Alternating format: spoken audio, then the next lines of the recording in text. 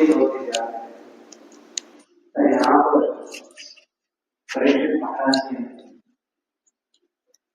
ऋषि का अपमान किया था, उनके गले में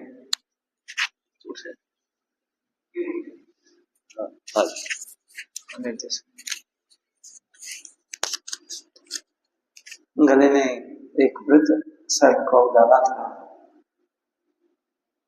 लेकिन वो ऋषि इतने परिपक्व थे और इतने समाधि में लीन थे कि उनको उस क्रिया से कोई भी किसी भी प्रकार का कष्ट नहीं पहुंचा या उससे विचलित नहीं हुए। लेकिन उनके जो पुत्र थे श्रृंगी ऋषि, जो बालक कभी कभी हम अपने जवानी में अपने बल का प्रदर्शन करना चाहते हैं, तो उन्होंने भी ऐसे ही किया। और जो महाराज परीक्षित स्वयं साक्षात चक्रपाणी भगवान से सुरक्षित थे, उनको श्राप दिया और परीक्षित महाराज ने उस श्राप को सहज रूप से उसको स्वीकार किया। तो यहाँ पर एक ब्राह्मण और एक वैष्णव का भी परिचय होता है। कलियुग में ब्राह्मण अपने संयम को खो सकता है, लेकिन जो अच्छे भक्त हैं जिन्होंने भगवान को पूर्णता से स्वीकार किया है, वो अपनी सहन शक्ति को और धैर्य को कैसे बना के रख सकते हैं।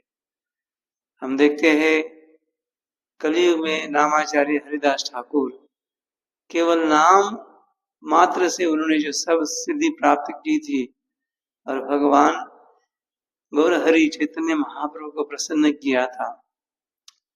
उनको 21 बाजार में कोड़े लगाए थे, फिर भी उन्होंने उन सभी को माफ किया, क्षमा किया और इतना ही नहीं बल्कि उनके लिए प्रार्थना भी की। तो ये भगवत भक्तों की महत्ता है और ये भक्ति का प्रभाव है। तो श्रील प्रभुपाद जी ने मेरे वैसे जीव के लिए इस संस्था का निर्माण किया, जिससे कि हम अपनी शुद्धि के लिए दिन प्रतिदिन श्रीमद् भागवत का श्रवण करें, हरिनाम का जाप करें, अर्घ्य विग्रह की सेवा करें। और ये सब संभव तभी हो सकता है जब हम भक्तों के सानिध्य में कर पाएंगे, अन्यथा भक्ति करना बहुत ही कठिन है। तो आज का जो श्लोक है बहुत बहुत इंपॉर्टेंट श्लोक है, बहुत महत्वपूर्ण श्लोक है। आज का जो श्लोक है भक्ति के एक प्रकार की नींव है, यानी फाउंडेशन है। तो इसमें हम थोड़ी सी चर्चा करते हैं।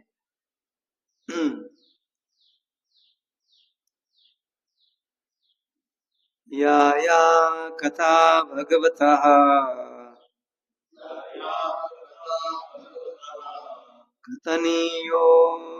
कथनीय उरुक्रमणः कर्मणः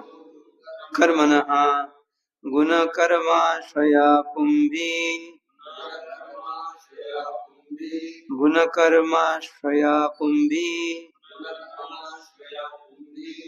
संसेवयस्ता बुभुषुभिः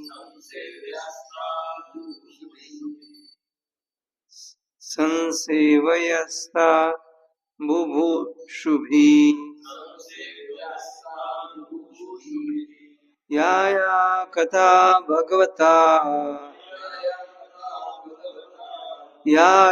कथा भगवता कथनीय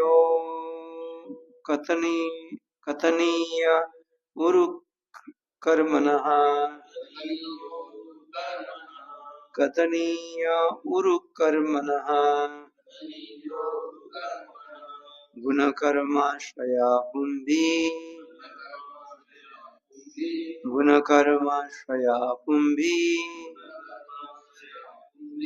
संसेवयस्ता बुभुक्षुभिः संसेवयस्ता बुभुक्षुभिः या या कथा भगवता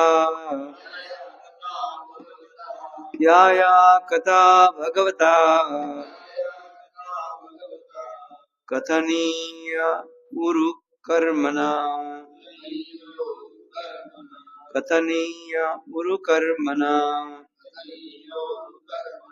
गुणकर्माश्रया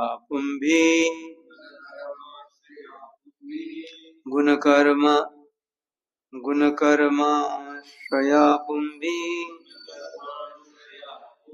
संसेवयस्ता बुभुक्षुभिः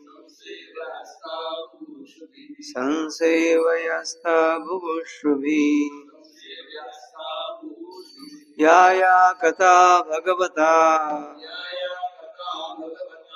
कथनीय उरु कर्मणा गुणकर्माश्रया पुंभिः संसेवयस्ता बुभुक्षुभिः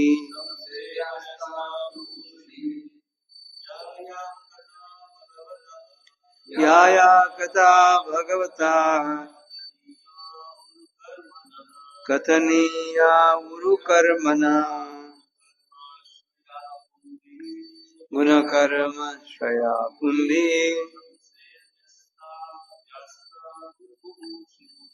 संसेवयस्ता बुभुक्षुभिः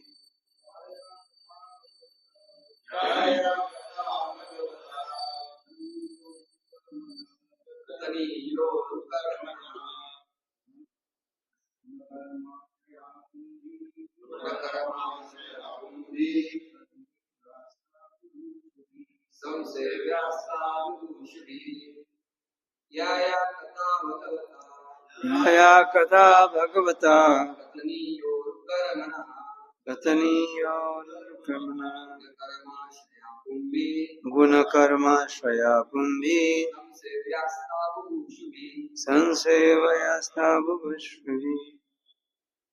शब्द से अर्थ या जो कथा कथाएं भगवता भगवान के विषय में कथनीय मुझे कही थी उरु कर्मणा अद्भुत कर्म करने वाले की गुण दिव्य गुण कर्म असामान्य कृत्य अश्रया निहित पुंभी मनुष्य द्वारा संसेवया सुनी जानी चाहिए था वे सब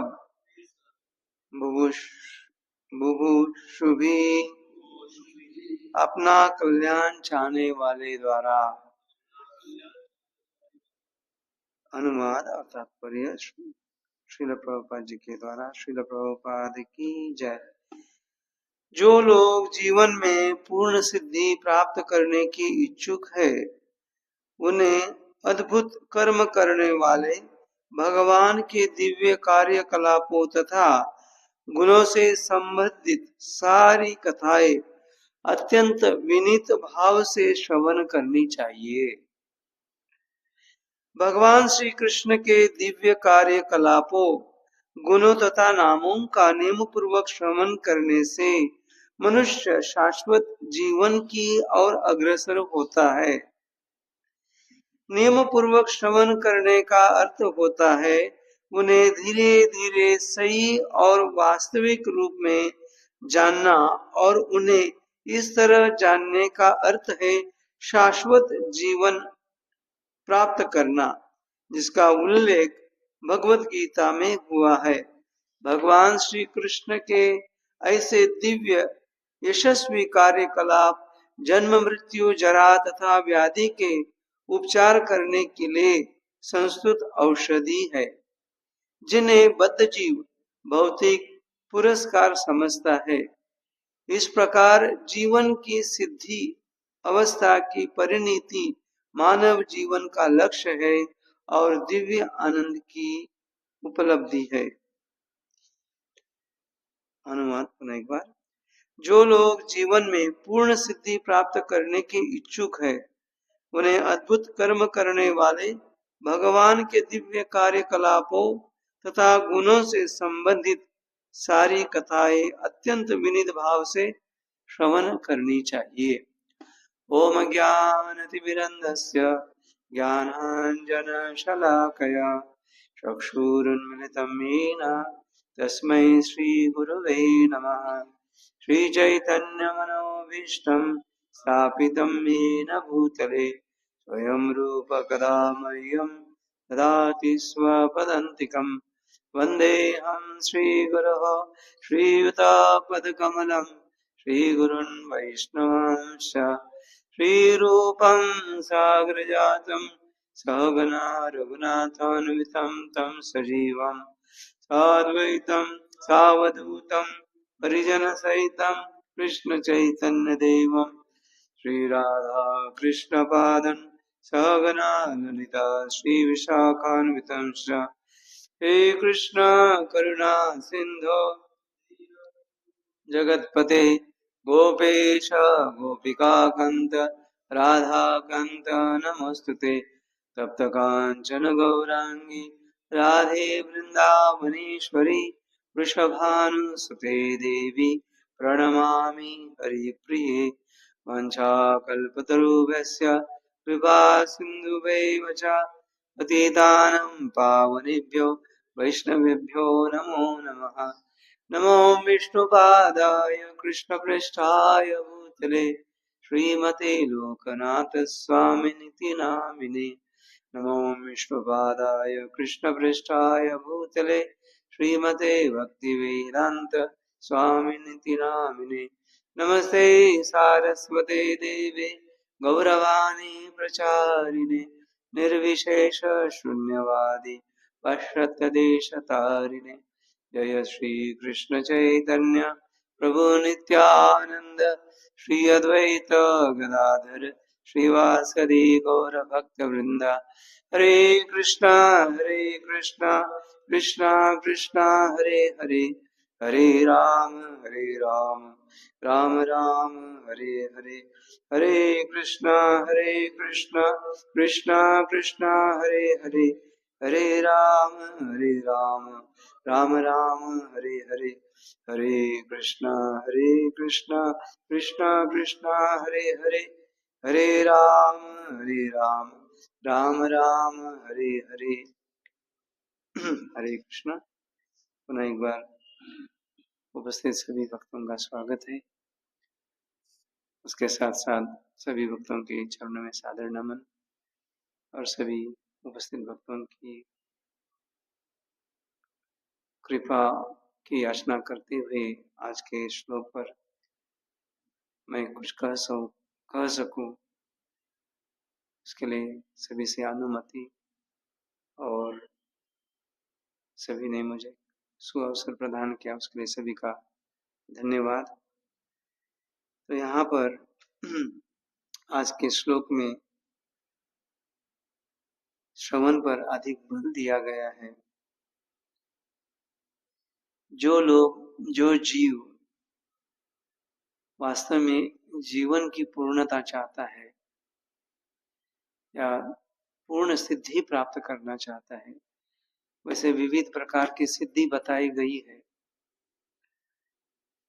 लेकिन वो जो अष्ट सिद्धि है उसमें जीव की पूर्णता नहीं है। इसलिए श्रीमद् भागवतम में किसी भी प्रकार का भौतिक लेश मात्र भी मल नहीं है या इच्छा नहीं है। जो भागवत महापुराण है ये पूर्णता भगवत प्राप्ति कराने वाला ग्रंथ है। तो अगर जीवन की पूर्ण सिद्धि कोई जीव चाहता है, हर व्यक्ति चाहता है, तो उसे भगवान के दिव्य गुणों का, कार्यकलापों का श्रवण करना चाहिए। और ऐसी कथा बहुत ही विनीत भाव से करनी चाहिए, क्योंकि कर्म, योग, ज्ञान, इसमें अहंकार का गंध रहता है, परंतु भक्ति के कार्यों में किसी भी प्रकार का अहंकार नहीं हो सकता है। इस कथाओं को हमें विनीत भाव से श्रवण करना अति आवश्यक है, क्योंकि जो भक्ति है वो हमारे बल पर नहीं की जा सकती है। एकाकी अमार नहीं पाए बल, उसे केवल गुरु और वैष्णव और हरि कृपा का प्रसाद ही समझकर हमें भक्ति में संलग्न रहना चाहिए। और भगवान को अपने भक्तों के अंदर किसी भी प्रकार का अहंकार जब आता है तो भगवान उससे रुष्ट हो जाते हैं। रुष्ट होने के उपरांत भी भगवान ऐसी परिस्थितियों को निर्माण करते हैं जिससे कि उस भक्त की शुद्धि हो। तो यहाँ पर तात्पर्य में श्रील प्रभुपाद जी बहुत ही अच्छी तरह समझाते हैं।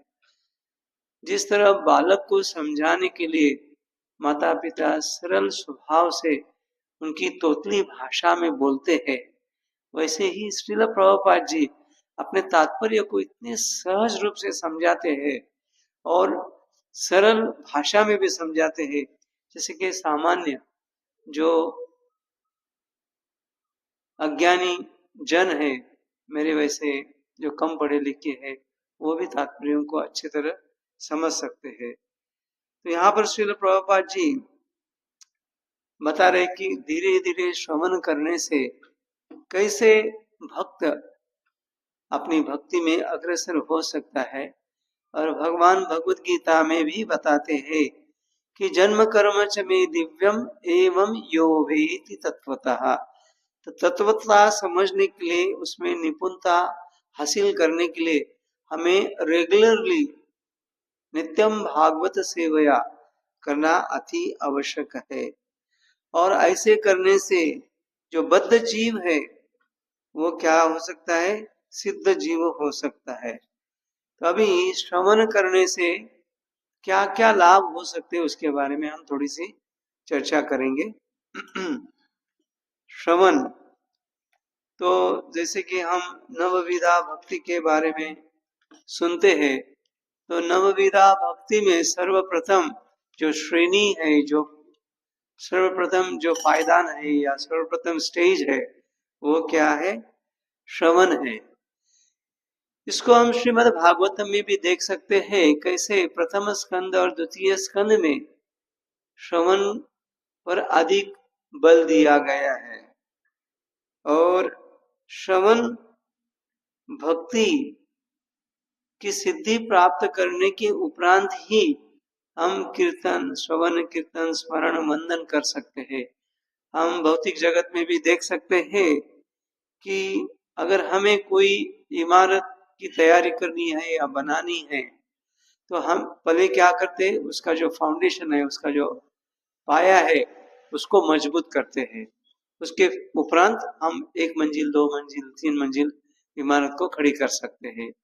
तो वैसे ही जो भक्त हम देखते हैं अच्छी तरह श्रवण करते हैं, उनका कीर्तन, स्मरण, वंदन, पाद सेवनम, दास्यम, अर्चनम बहुत स्ट्रांग होता है।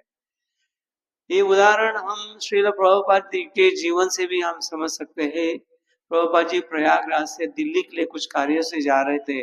जब उनको पता चला कि उनके गुरु महाराज परम पूज्य श्रील भक्ति सिद्धांत सरस्वती ठाकुर महाराज ब्रजमंडल परिक्रमा कर रहे हैं, तो तुरंत मथुरा में उतर गए, चेंज ऑफ प्लान, और कोसी गए। कोसी में जाकर अपने गुरु महाराज से मिले।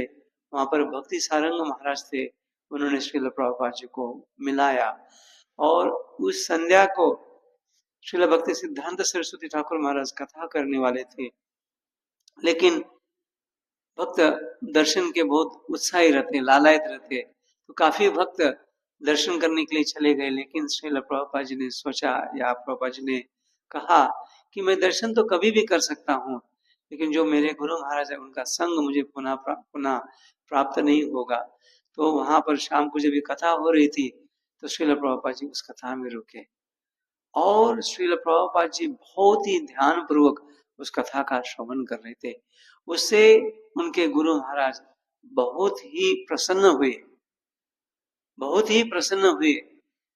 फिर जब प्रभुपाद जी प्रयागराज में जब दीक्षा लेने वाले थे तो भक्ति सारंग महाराज और अन्य जो वहां पे सन्यासी थे उन्होंने श्रील प्रभुपाद जी को इंट्रोड्यूस जब किया तो श्रील भक्ति सिद्धांत सरस्वती ठाकुर महाराज ने उनकी प्रशंसा की, बोली मैं उनको जानता हूँ, ही लाइक्स टू हियर, वो बहुत अच्छे श्रोता है। तो हम परीक्षित महाराज के अन्य जो हमारे आचार्य रहे उनके जीवन में देखते हैं कि कैसे श्रवण में कैसे रुचि रखते थे और उन्होंने कैसे अपने जीवन की सिद्धि को प्राप्त किया।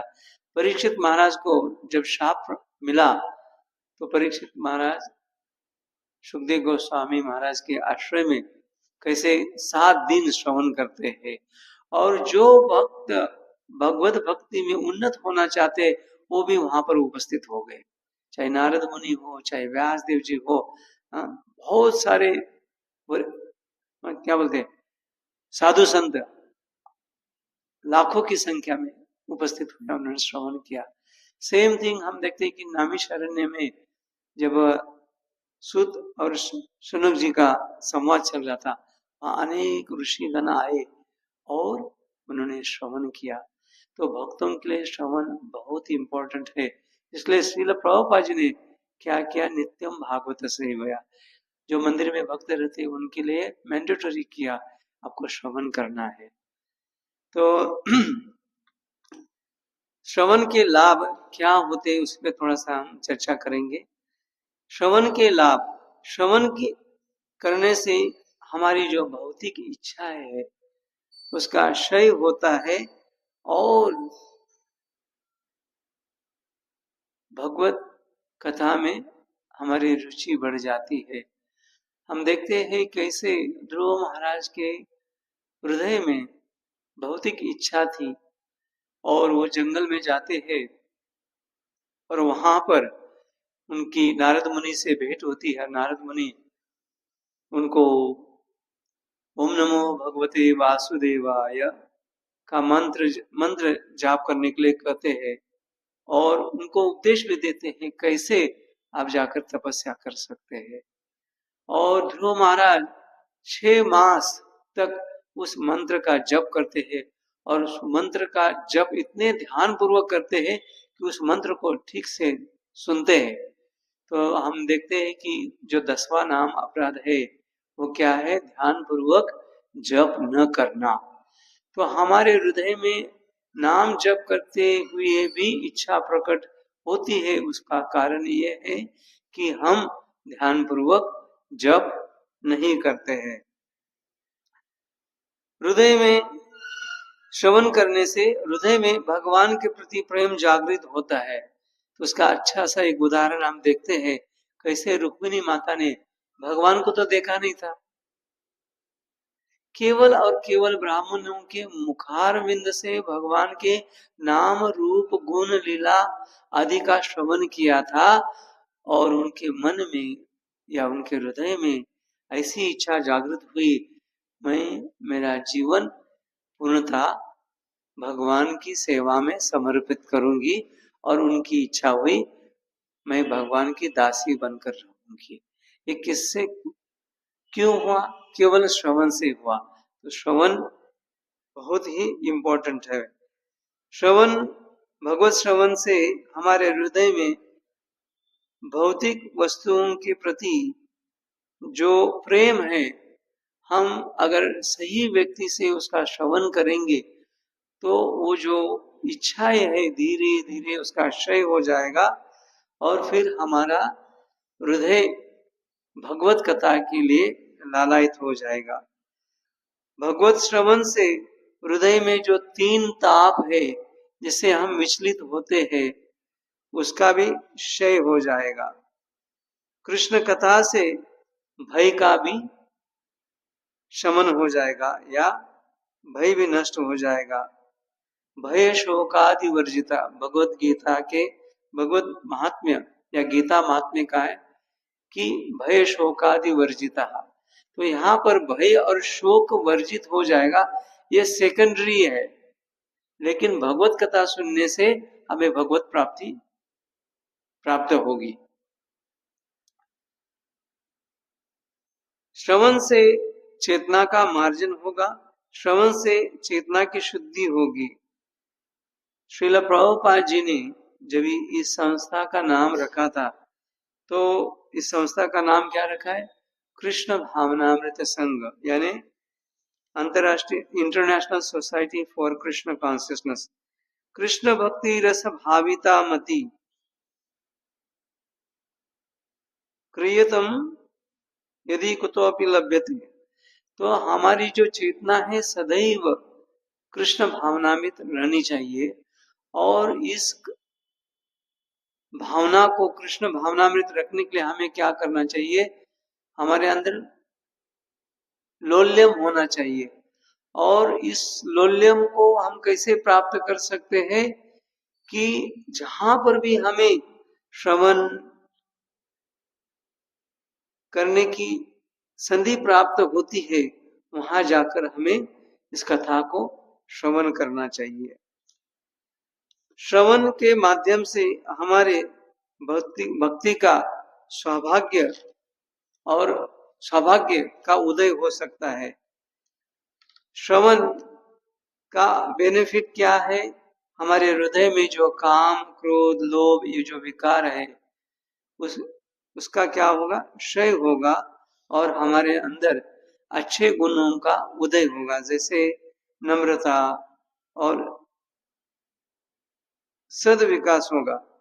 ध्रुव महाराज ने भी श्रवण के माध्यम से इस सिद्धि को प्राप्त किया। श्रवण से कली के जो प्रभाव है, इससे हम बच सकते हैं। हमें अन्य कोई साधन कलयुग में नहीं है जिससे कि हम बच पाए, केवल श्रवण और हरिनाम से हम बच सकते हैं।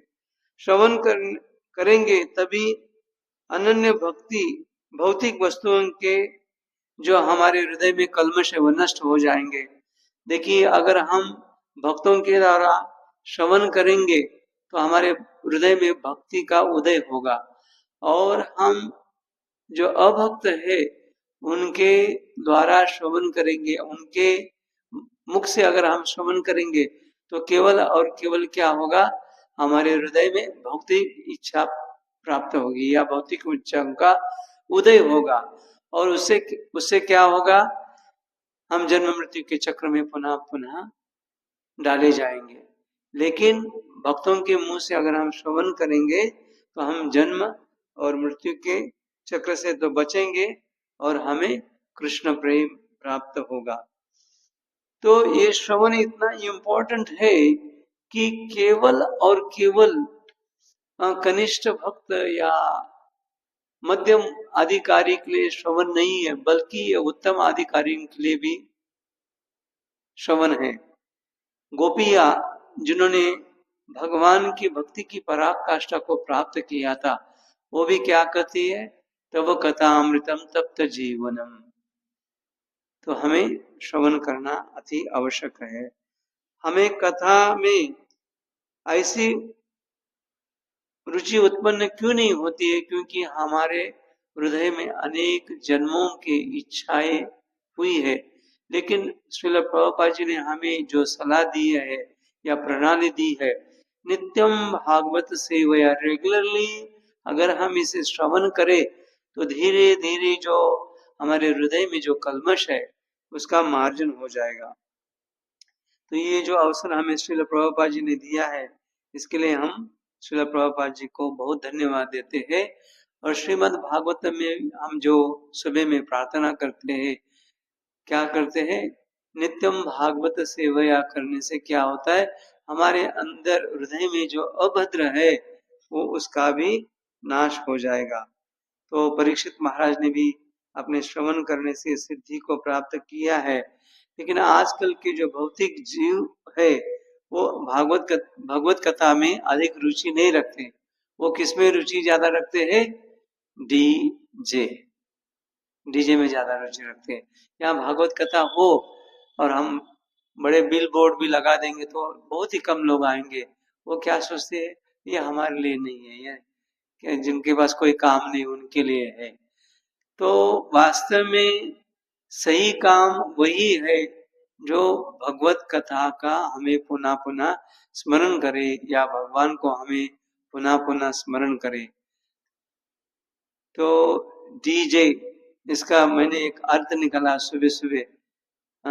डी मतलब डेवल, जो जगत में डेवल रहते हैं उनके लिए है, और जो डेवल जन्म मृत्यु में फंसना चाहते हैं उनके लिए डीजे है। तो श्रील प्रभुपाद जी ने हमें सुबह का जो प्रणाली है, प्रणाली दी है, वो प्रणाली क्या है? गुरु को स्मरण करना, नाम जप करना, और फिर उसके उपरांत भागवत श्रवण करना, और उसके उपरांत प्रसादम लेना। तो बहुत धन्यवाद सभी का। मैं यहीं पे अपनी वाणी को विराम देता हूँ। किसी का कोई प्रश्न है या कोई कमेंट्स है तो यहाँ पे ज्ञानी भक्त है, उस पर टीका टिप्पणी कर सकते हैं। हरे कृष्ण।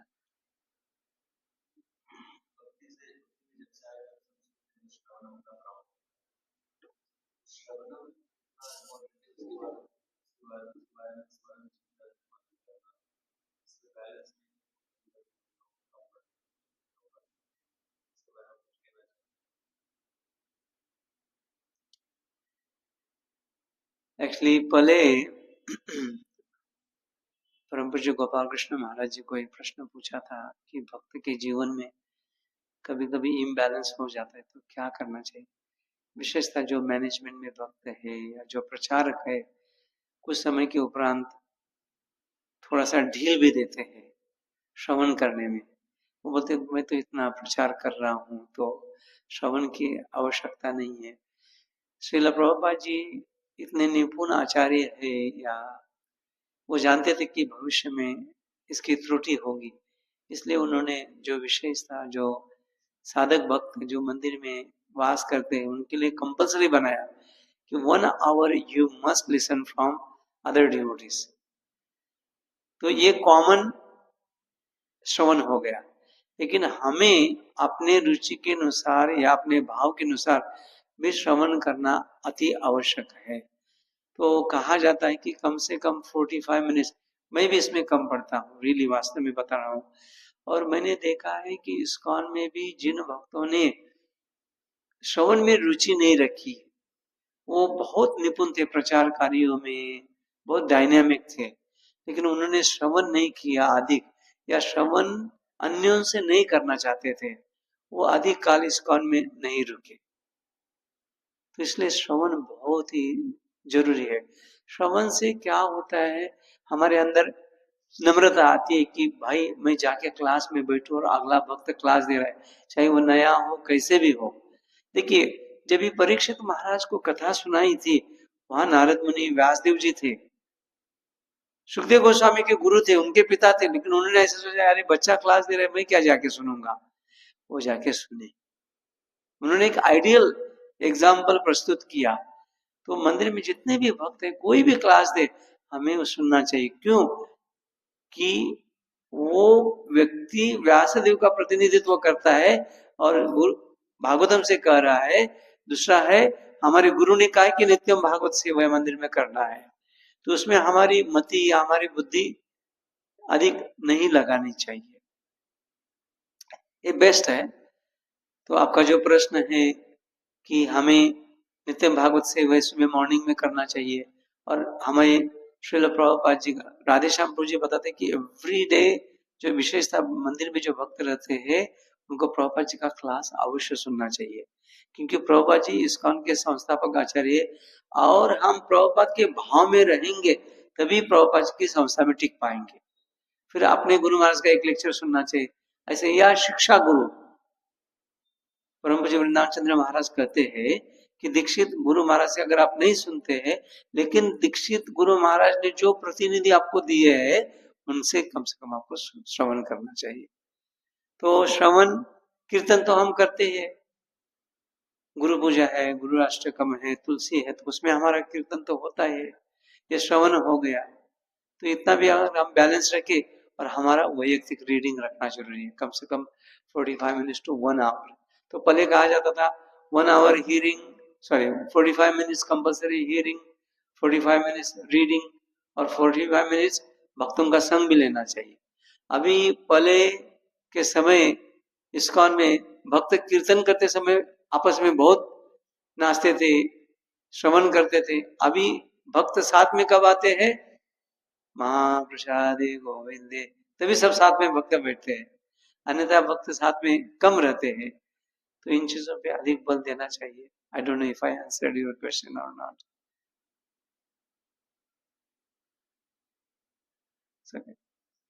ओके, आपको कुछ ऐड करना है तो कर सकते हैं।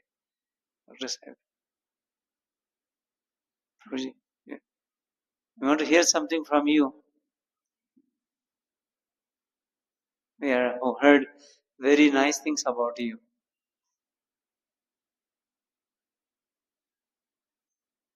ठीक है, ये पे समाप्त करते हैं। ठीक है, श्रीमद् भागवतम की जय, श्री श्री राधा श्याम सुंदर जी की जय, श्रील प्रभुपाद की जय, चिलकन जी भक्त वृंद की जय, निताय गौर प्रेमानंदे, हरि हरि बोलो।